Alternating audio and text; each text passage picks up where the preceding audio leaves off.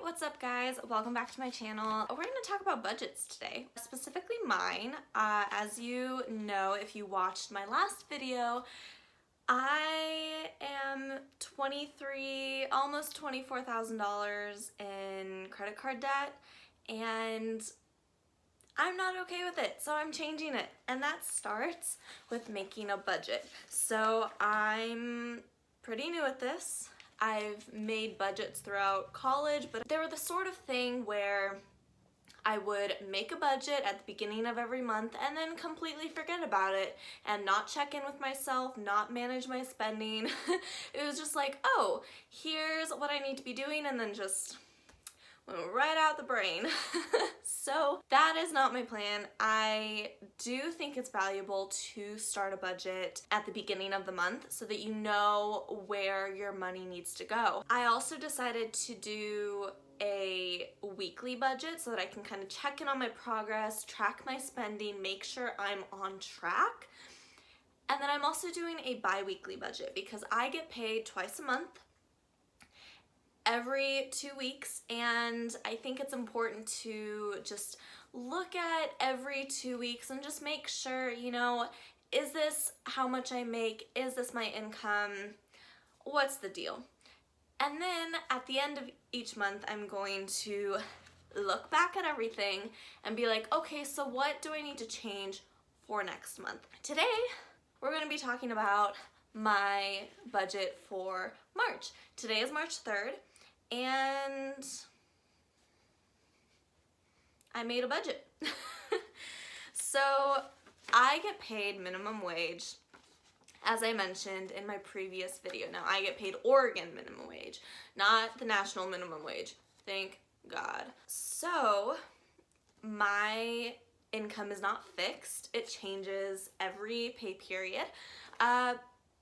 So I wanted to kind of set up my month knowing how much I make, and I'm doing that in a way where once I get started it'll be fine, but the getting started is going to be a little tricky. So I'm doing my last pay period of the month previous and the first pay period of this month as the income that I have for March, and so on and so forth, if that makes any sense at all. We'll see. We'll figure it out.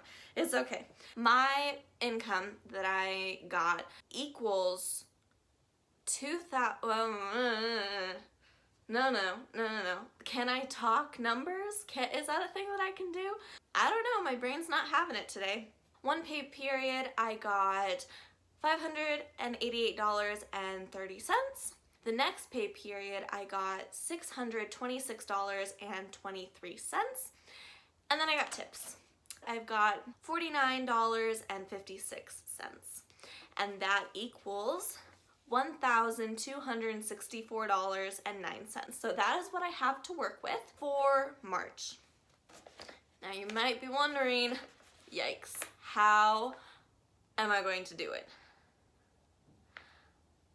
It's actually not going to be terrible, but I am just completely stripping my budget down to the bare minimum, okay? So let's walk through this. What does that look like for this month? I've got rent, which is $624. Now, it is not always $624. For the month of March, it is absolutely $624, but normally I pay $425. So that's a huge difference. So you may be wondering, okay, why, Stephanie, why are you spending that much money when normally you shouldn't be?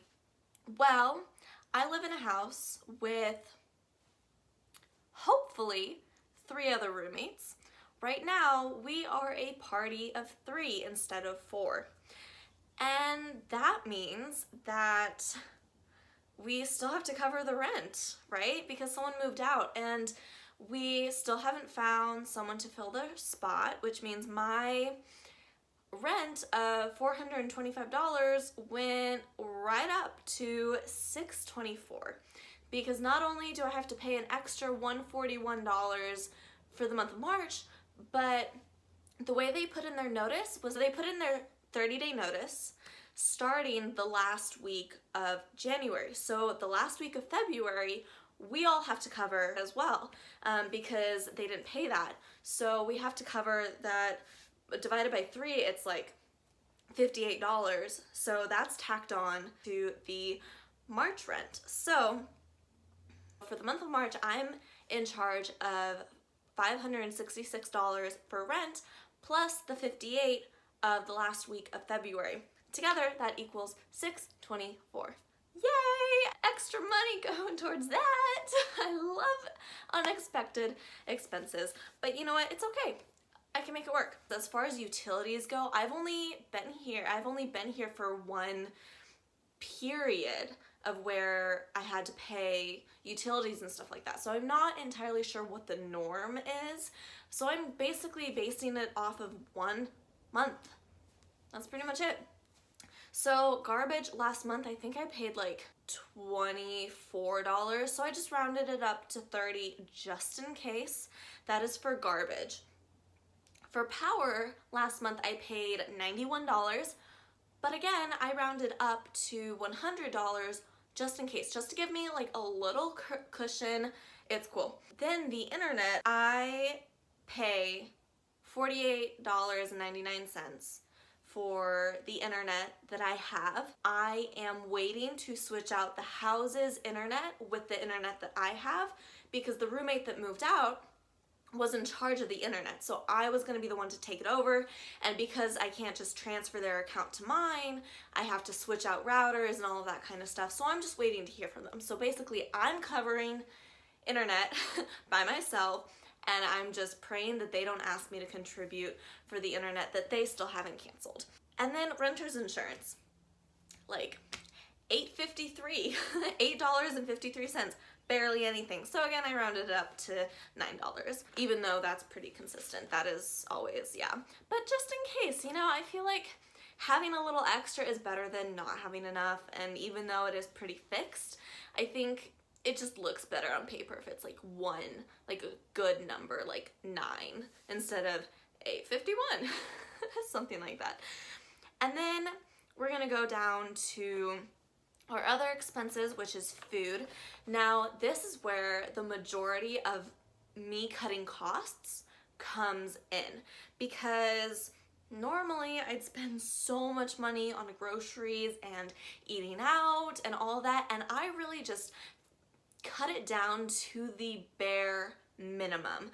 So I've got $100 per month set aside for groceries. And, you know, I think it's gonna be a little bit of a struggle, but ultimately, I'll be fine.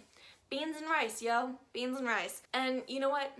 This is what happens when you get yourself into a mess like this. You just have to suck it up and deal with the bare minimum budget that I can handle working a full-time minimum wage job with no extra income yet. And then gas. $25 a month, that is perfectly fine. I drive a Prius. Great gas mileage, and you know, I also live in a really small town. I can walk everywhere. Not gonna be an issue. Even if I do drive my car, 2-minute drive in a Prius, that's basically nothing. So I moved to this town from Portland, Oregon in January, 2 months ago, and I have gotten gas one time. I've gotten gas at the beginning of February, and my tank is still 3/4 of the way full. Not even close. So honestly, I am not expecting to have to spend that $25 on a tank of gas. And even when I do spend money on gas, it's like $24 a tank. So there you go. That's my spending. And then whatever I have left over is just gonna go to credit card debt. That is my plan. So what does all of that equal up to? My total expenses, not including anything for credit card debt, it all totals $936.99. Time for me to do some math here, right? And subtract my expenses from my total income, tips included, and that means I'm going to have a leftover amount of $327.10. So all of that is gonna go towards my debt, which is a bit higher than my minimum payment. I would like to see higher amounts going towards my debt, but with how much I'm making currently, and I'm still searching for like a side hustle, right now that's just what it's gonna have to be. And I'm really glad that I can set aside anything. If you enjoyed this video, comment down below what you liked about it, what you want to see from me in the future as I take you along on this journey of me completely embarrassing myself on the internet so that I can motivate myself to pay off my debt faster. If you also want to share your story, let me know. You can message me, you can comment on my video. Just like, I love it because like when I posted my last video, I had friends reach out to me being like, hey, I'm in the same boat. Like, debt sucks. Let's just do this together. And I love that. That made me so much more motivated to get this done, to make it a priority, and to honestly make this video today. So comment down below, give the video a thumbs up if you enjoyed it. Subscribe to my channel. I would love to create this community. And I will catch you in the next video. Okay, bye!